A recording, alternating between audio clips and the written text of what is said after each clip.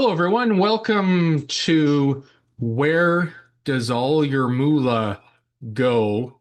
We are using when I was younger, I used to watch CSI, so Crime Scene Investigator. So what we're doing today is we're changing that to Cash Flow Scene Investigator. So if you could pull out a piece of paper, take a pen or pencil or your favorite crayon, and we're going to go through a slide deck tonight, which is going to find out where all your moolah goes. And warning, at the end, you will have some homework, and you are more than welcome to send it along my way. Just DM me a message or an email at Kevin at greenrockfinancialgroup.com, along with you can PDF or scan your information, and I'll take a look at it for you and set up a time to review it with you. So that's my offer to you today for taking part, whether you are live today or watching it on video on tape. So without further ado, let's dive in to the first part. So here is the Financial Detective Workbook. Your 30-day financial investigation now begins. Now, what I'll mention before is that it really works better for a 90-day, but it's good to start anywhere. So we're just going to talk about a 30-day financial investigation right now, but it's nice to use 90 days because one of the issues that we all have is not all expenses are daily, not all expenses are monthly, and not all expenses are quarterly either. Some are yearly. So, like for me, house insurance, property taxes, car insurance, that's all yearly. So it's always good to divide that by 12. So either you're putting the money into, even though you might not be paying the money, that you're putting it into a savings account just so you have that money, so you're not putting it on credit. So for the next 30 days, right here, you become the lead investigator of your own money. Every dollar leaves a trail. This workbook is your case file. Follow the evidence, and the truth about your finances comes into the spotlight. Let's rock your moolah. Now, if you look me up on Spotify, iTunes, Kevin Leonard Gebert, you'll find a couple of my albums there. And one of the songs on one of the albums is called Credit Card Fiasco. And Where Does All My Moolah Go? So I like to write songs about, they're probably not going to win me a Grammy or an Emmy or a Juno, but at the end of the day, you hear the song and you'll know what to do from the lyrics that you hear. So what we're going to do is read the welcome letter and highlight or basically, here's the welcome letter, but write down right now three goals for this program that you can think of right now. So they might be actually know where my money is, chart it better, find out what my monthly expenses are that I don't realize I'm spending, like your subscriptions. And then on the reflection here, what would your finances look like if you had complete clarity on every single dollar? And then write your number one financial goal for the next 90 days. So before we go that, I'd like to introduce myself. I'm Kevin Gebert. I'm a financial planner with Greenrock Financial Group, author of Financial Photographs, How to Talk to Your Family About Money, the singer-songwriter for um, my album Seven. That's the second album, and the first album is Unlock Your Happy. And also I do some stand-up comedy too. So I use the writing, I like story, but use the creative spin to writing your financial plan, working with you to write your financial plan, which is basically the foundation of your life and money story, or what I like to call your life and money mix. So if you can take out that pen, that crayon, that pencil, and the piece of paper, and just write down your number one goal, financial goal for the next 90 days. So that might be actually do a budget, get your taxes done. That might be still need to be done. Save up for that trip. Uh, just start tracking. At the end of the day, for this workbook, we'd like to get you at least to start tracking where your money goes.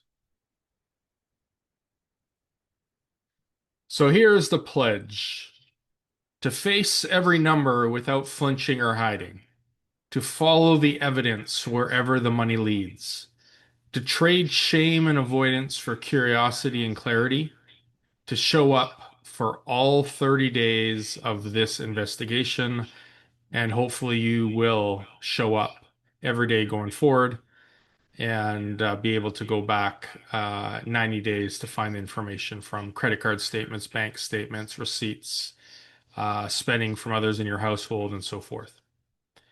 So read the pledge aloud and sign your name at the bottom. So take your hand and just sign it like this. Reflection. What has kept you from looking at your finances with complete honesty until now? Is it because you just have your head in the sand?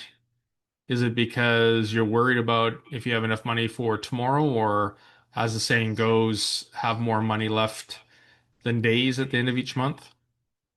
Or is it just, budgeting is not fun? If you don't like the word budget, just toss it out the window.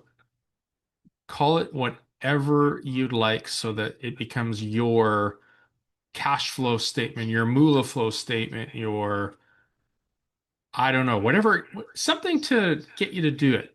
Let's just agree with that. And then sign and date your financial pledge. And if you have to re-sign it down the road, if you stop and start, then please do that as well.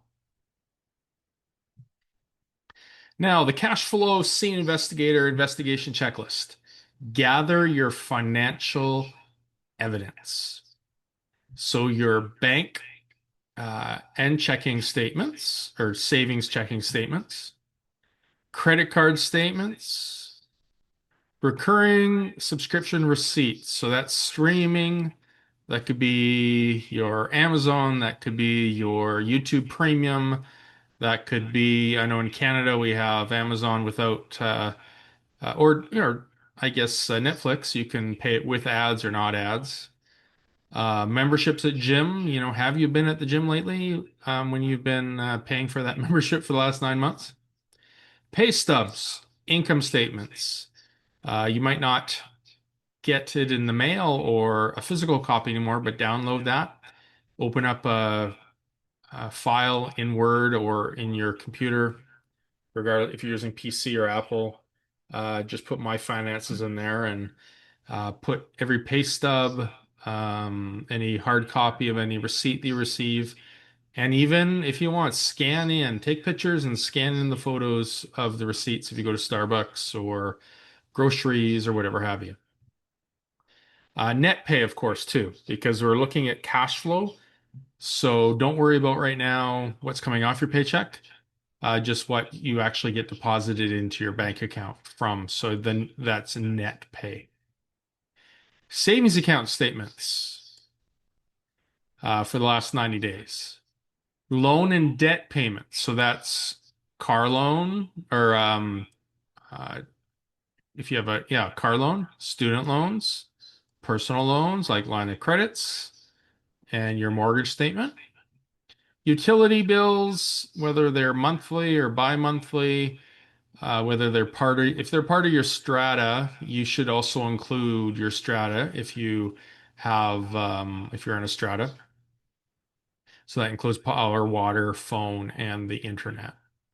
And then any investment retirement statements. Now, when you're dealing with a monthly budget, then this would be the money that's going in.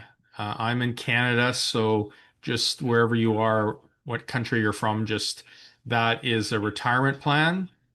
And the TFSA in Canada, that's your tax-free savings plan. So whatever that lingo is in your country, just change that. And if you have any pension statements, um, the money, see, if you're contributing to a pension statement, you're probably, it's coming out for paycheck. So you're not including that with your net pay over here. But it's good to keep the statements because those usually come out on a yearly basis.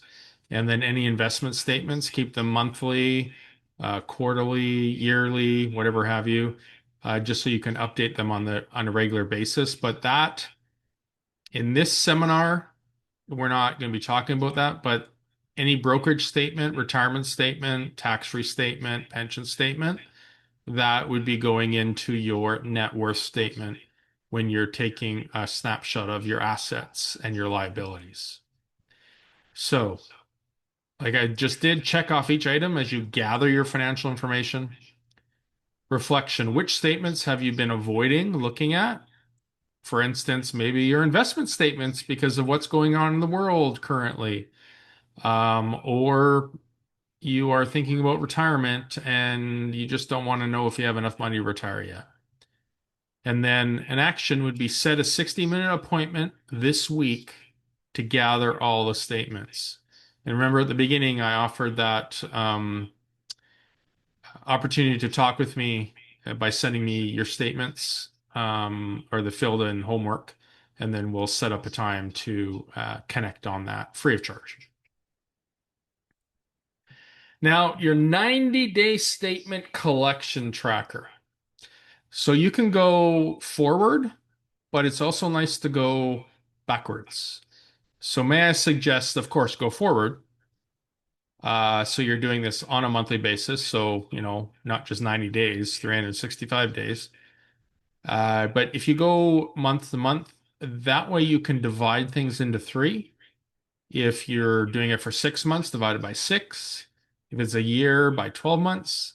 And then you can see what you're spending on average against your monthly bills.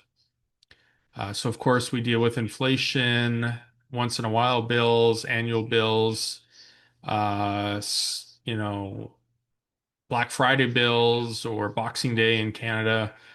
There's a lot of things that happen on a non-regular basis, but basically if you're just setting this up in your Excel spreadsheet or whatever have you, log every account and statement period in the tracker grid. Okay. And then once you're filling it in, checking, savings account, credit cards, and here too, if you put a line there, put credit card, MasterCard, put credit card, Visa, whatever have you. And then make another line if you have individual debts, and then we'll get into the interest rates, of course. And then, of course, RSP again, for those outside of Canada, that would be your retirement plan, and other would be any other investments that you have. So even though it's an investment, uh, it is coming out of your cash flow. So it's an expense, but that's a good expense. Okay, reflection. Excuse me.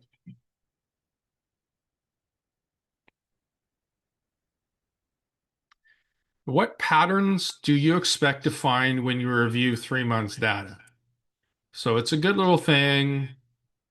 Before you fill this out, write down what you expect to find. Hopefully you find some more money that you have rather than finding expenses you forgot about. But that's a good activity. And then an action, download or print 90 days of statements for every account before session two. And what we're talking about session two is uh, basically this is creating your budget. Session two is about now that you have a budget or you have a budget, now what? Okay. Now, transaction categorization worksheet. Sort every dollar into its bucket. So once you have all your expenses, all your income sources, you want to divide them into housing, transportation, food, debt, savings, lifestyle and fun, and miscellaneous. So that would be, are you tithing to your church? Are you donating to your favorite charity? Um, are you gifting family, friends, that sort of thing? So your housing utilities just break down everything that you have. And if you are paying your mortgage on a monthly, bi-weekly basis, that sort of thing, just average it out over a month. Unless you want to be even more micro and fill in every single payment, because there's going to be some months with three payments. Transportation, fuel, transit, insurance, repairs, food, all your groceries, your dining out, delivery charges, all those Uber Eats, loans, cards, minimums. Basically, what you're going to be doing is writing out all your debts, your interest rate, and then figuring out which one outside of the minimum payments, which ones you want to put that extra money against if you have it. And hopefully you do. Saving, emergency. Now, if you go textbook, 3 to 6 months emergency fund, that's a goal, or that's the perfect in a perfect world, but set a goal and so you get closer to that 6 months. Retirement. As a financial planner, I work with clients on figuring out when they can retire and if they can stay retired. So perhaps you're making retirement contributions and you're using that tax deduction you're receiving to pay down debt, pay down your mortgage, or make additional investments. And then what your goals are. Okay, so a goal, you can't put a dollar amount to a goal like you can to an emergency fund or retirement, but perhaps a goal could be annual family trip. So that goal would say trip on it, and then you're putting money towards that. Entertainment, hobbies, and travel. Same sort of thing with the savings, just entertainment could be your TV packages, your apps. Maybe you go to a concert once a year. Maybe entertainment is actually going out with friends and so forth. So where's food and groceries here? That could be under dining, but that could also be in entertainment as well. Just don't double those up or double input those. And then miscellaneous, everything that fits nowhere else. So that includes your donations, charity, uh, might be, well, and here on savings and investing, that might be education plans. Savings investing could be an insurance policy too.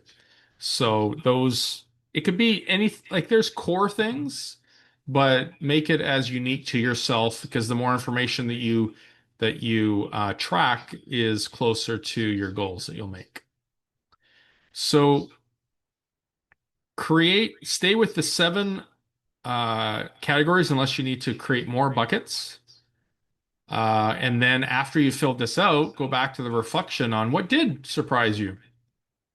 And then you complete the categorization for at least 1 month before the next session. So when the next session comes up, if it isn't a full month before you take it, then that's okay. But just try to get as much information that you can because that will benefit you when we go in the next session, which is called I Have a Budget, Now What? Now, spending by category summary. So you're going to have to create an Excel spreadsheet, or if you have a app that does this for you, you want to transfer the numbers into a summary chart and then do the math or do the Excel calculations so that you can show what's the amount of, like I have an example here. So housing utility 32%, debt and obligations 18%, food 15%, and so forth over here on the right. And then for this, find out what your top three are and if you're happy with them or not. Now, when you're looking at your budget, you should be marking them as variable or fixed. So a fixed expense to you could be cable or for TV. But these individual subscriptions could be the variable part. Okay, phone could be fixed, but long distance to every country in the world could be variable. For food and groceries, food is fixed, but the variable could be how much you're eating out and so forth. So the monthly spend versus net income, and hopefully that's a positive number.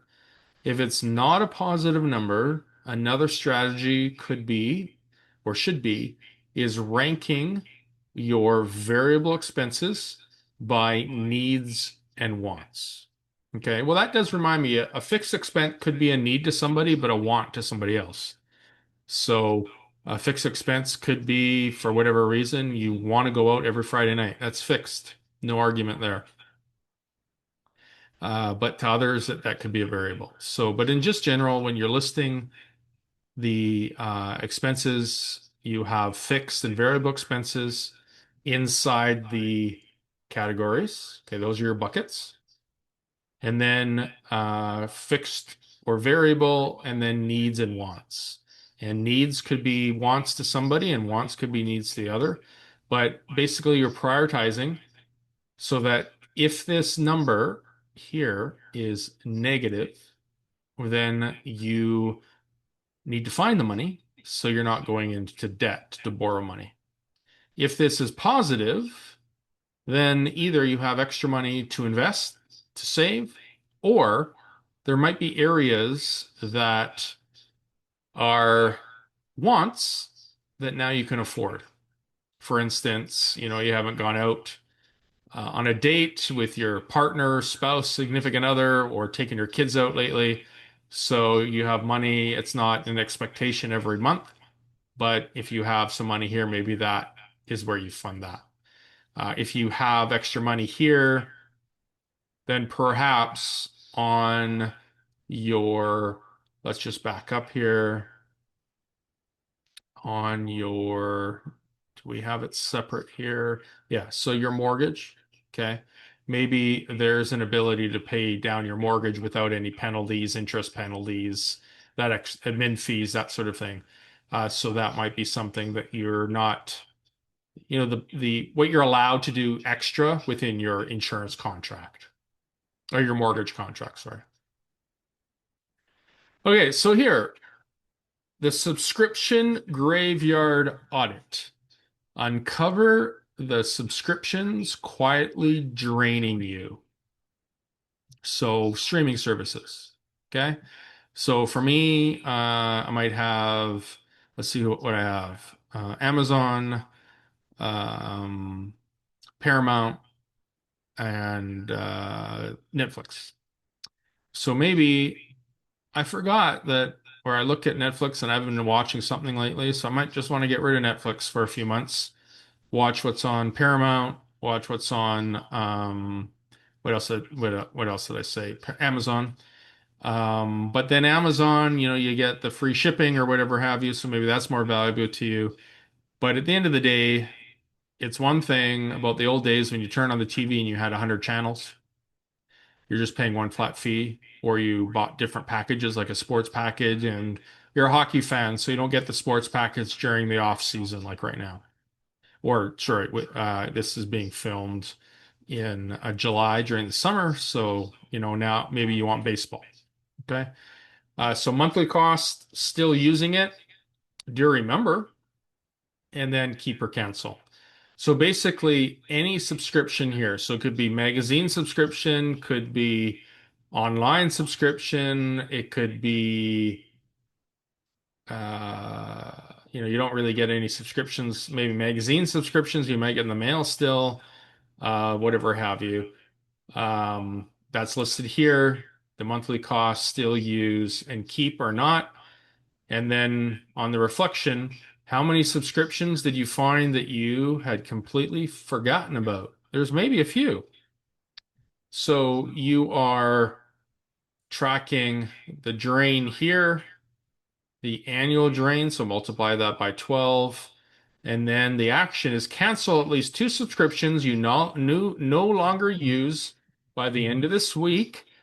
Or I know for me, I can cancel and then it keeps it up until the next payment period or the day before the next payment period, whatever have you. And then that way you may be increasing this monthly spend, which then, of course, you can go back and contribute more to your mortgage, more to your retirement goal, get closer to your 6 month emergency plan, or so forth, or even go out to a movie. Okay, now convenience inflation tracker. We all know that inflation, basically, you're losing the value of your dollar. So small leaks that sink big ships. So to you, what are the small leaks? Is it that someone wrote a book a little, well, not a little while, a few years ago, the latte effect, or there's a saying of the latte effect? If you go to Starbucks and buy a $7, my coffee and croissant or what did I have this morning? Um, my yeah, just croissant or muffin and my coffee, $11, $12, right? So if you're going to Starbucks every day, how much is that costing you? Food delivery.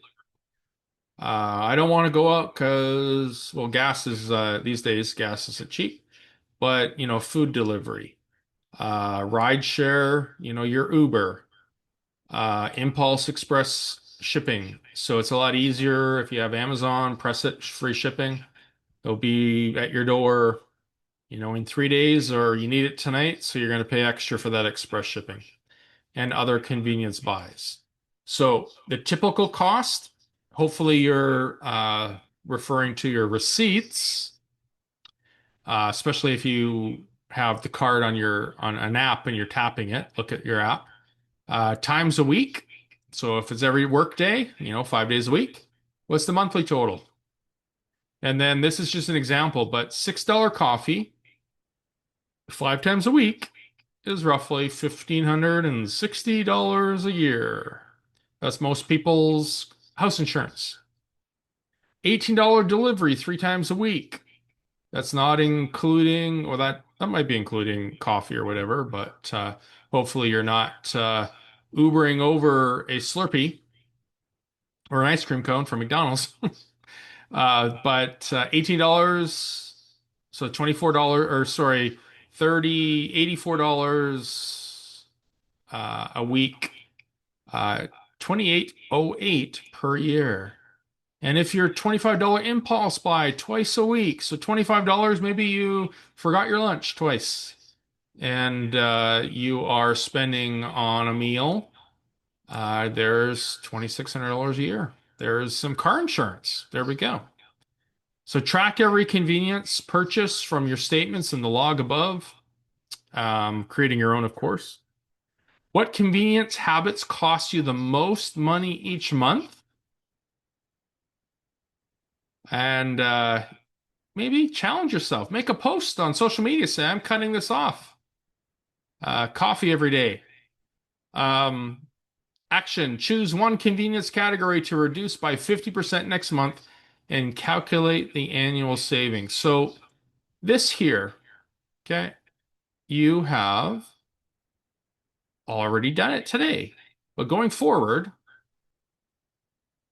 start this on a Monday, and then your typical cost times a week and monthly. And this reminds me of a little experiment.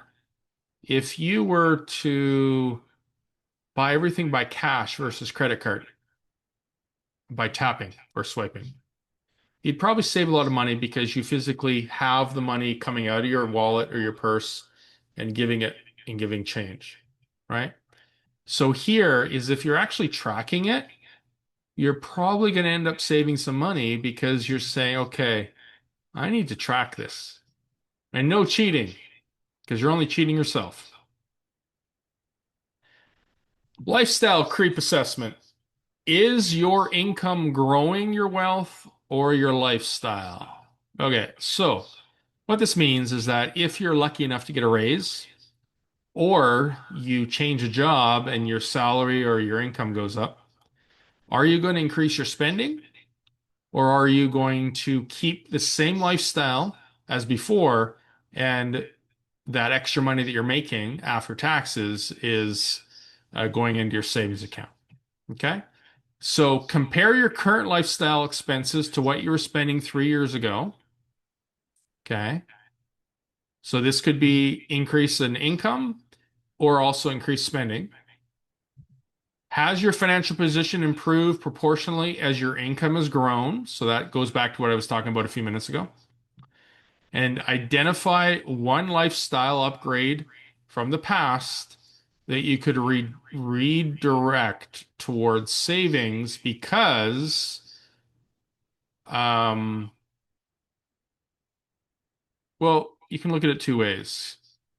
A lifestyle upgrade from the past that's going to increase money, or a lifestyle. I don't want you to use the word downgrade, but if you want to go from, let's say, coffee every month, every day to coffee on Mondays and Fridays, long weekend coffees, that's one thing towards savings.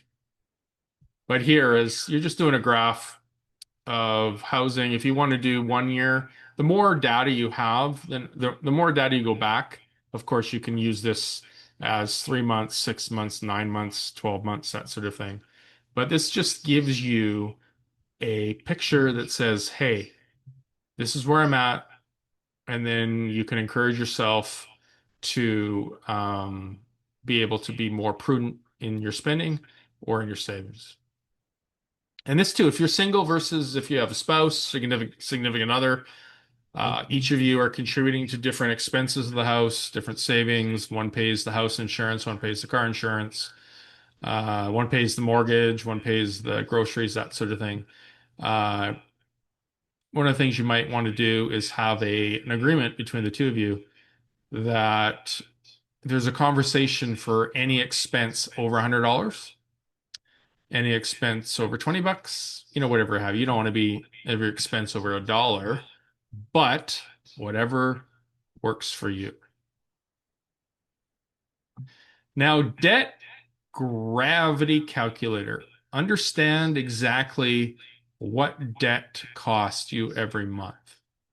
So if we go back to this is where we're listing the debts. Now, this is not debt, but that's investing. But your the credit cards here, okay, is that you want to be listing your balances, the interest rate, the minimum payments, and then on a monthly basis, doing this.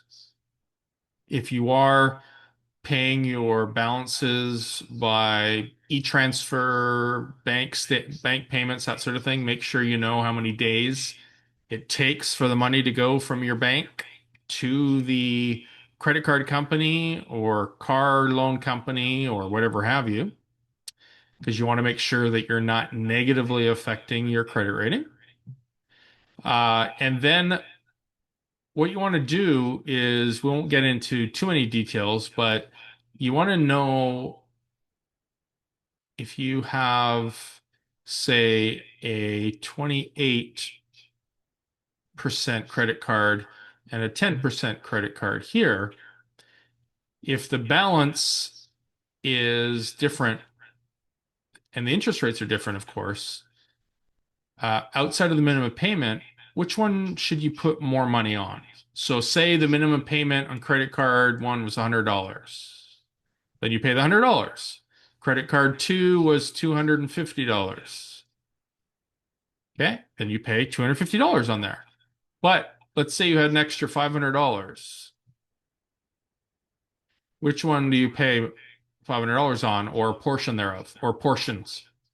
Figuring out what is going to save you the most interest until you pay off your credit cards. But at the end of the day, hopefully you are paying off everything every month on your credit card before the due date. Now, this is a values alignment matrix, so this is getting a little bit more detailed, but we're not dealing with numbers here, actual numbers. Well, we are, but I mean like dollar numbers. We're rating each one of these on rate each spending category on a scale of 1 to 10 for alignment with your core values. So, if you are feel that you're spending with family a 2 out of 10, what do you need to do to get that closer to a 10? If you think you're total generous, then that's awesome. Okay. Security, that is not just your house insurance or your security system, but that could be your life insurance payments. That could be um, anything else to make sure you feel secure. Are you enjoying life? If you feel like life's cool, but it could be better, 5 out of 10, well, are those experiences, do you have to find time to increase that number to a 10?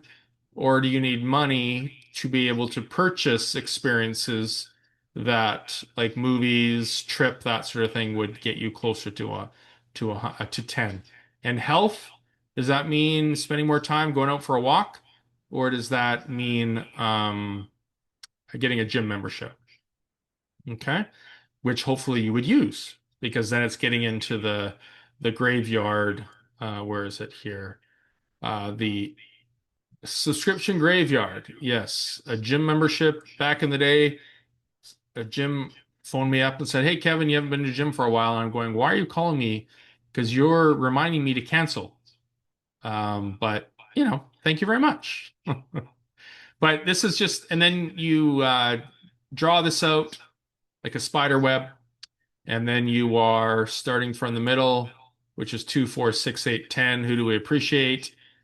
And then you're going like this. You're going like this. You're going like the lines are going to disappear. And then you're drawing it like this.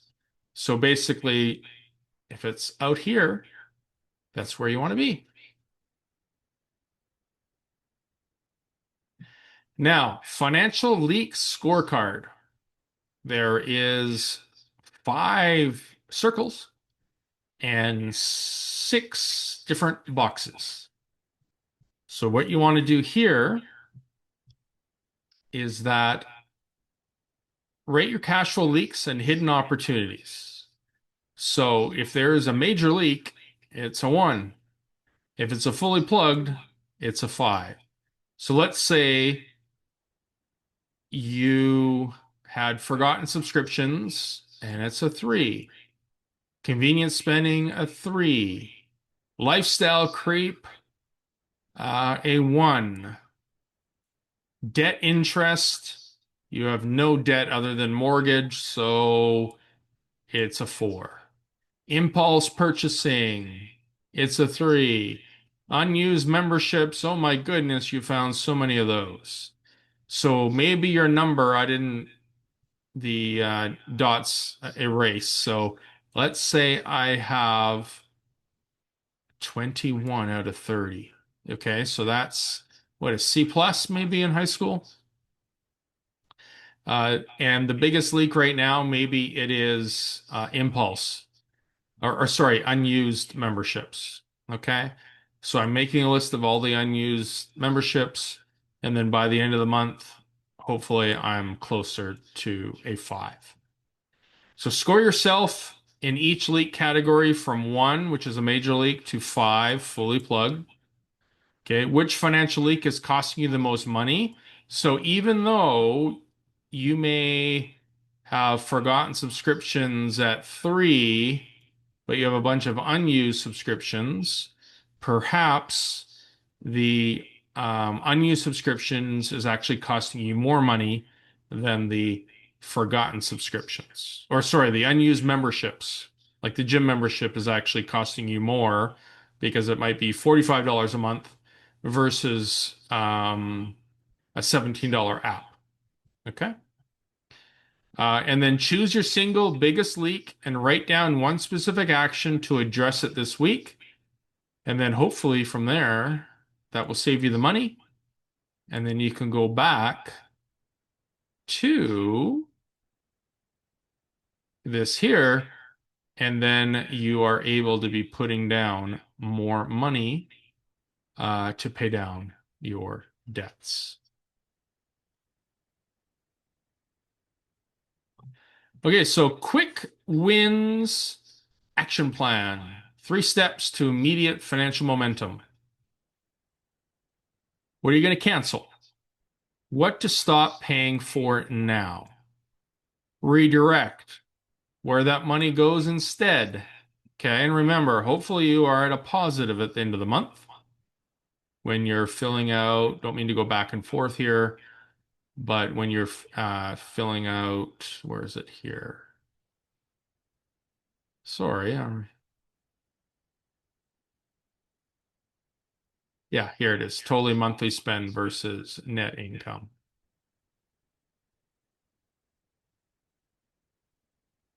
Where are you going to redirect that money? So remember, we talked earlier about putting extra money and then possibly putting it as an extra mortgage payment. Build. Where do you start growing? So if you have that money, do you start buying a retirement plan or investing in a retirement plan? Do you want to buy the insurance that you need? Life insurance, mortgage insurance. Do you want to start growing that emergency fund? Maybe you're at month 5 and you want to get to month 6. So the action plan is to implement your top pick, your top quick win within 48 hours and track the results. Now, let's be a detective now. Put on your cash flow scene investigator hat and going forward. 7 days of financial awareness, and I give you permission to buy yourself a beverage, a coffee, if you get this done, as long as you have the money. So, day 1, track every dollar you spend today, no exceptions. So, even though it's a pain in the butt to get a receipt, or you get home, put it all on the kitchen table until you are tracking it. Cancel one subscription you don't use on day 2. Day 3, be the cool person and bring a bag lunch and make coffee from home all day. So one of the things that you could do is purchase a nice coffee with uh, a nice looking coffee cup that keeps coffee warm on the bus or in the car, or that sort of thing, to be able to bring that home. Because if you need that coffee like I do, well, it's more of a want than a need, to be honest. But the buying the coffee bulk is a lot cheaper than buying it every day at Starbucks. Day 4, review one full bank statement line by line. And then if you do have, like me, have some recurring payments that doesn't tell you, it just gives you a phone number or something, make sure you know what that's happening just in case there is extra bills that should be charged. And also reminds me of a story. I made a song about this called Inflation. I went to Walmart one day and basically bought a few things. So not a lot of groceries, but one of the purchases was washing detergent. So for the washing machine. And it was $25, $30, whatever it was, but it was on sale. And for whatever reason, I heard when I brought all my groceries to the checkout, the cashier said the number 70 or $77, or can't remember what it was. It was about 6 months, 9 months ago. And I heard the number and I thought, that can't be right. And so we went through, there was like maybe 12 items or something like that, right? Not your regular 40 items on a grocery run. And sure enough, the detergent was marked down on the at the shelf in the line or the aisle, but the computer didn't pick it up. So I actually paid it rung in as full price. So one of the things is there might be inflation out there, but you might be creating your own inflation by not looking at the receipt. I know when I was a kid, my mom would look at the receipt and I'm going, oh my goodness, mom, please, please, just let's go. But at the end of the day, it's very important to make sure because these days with computers, you probably spend every month on groceries. Something's probably rung in as four instead of or five instead of four items, or you're actually paying more, and you won't know it uh, because everyone's relying on the computer, right? So that's just your own inflation. Name your number one spending trigger.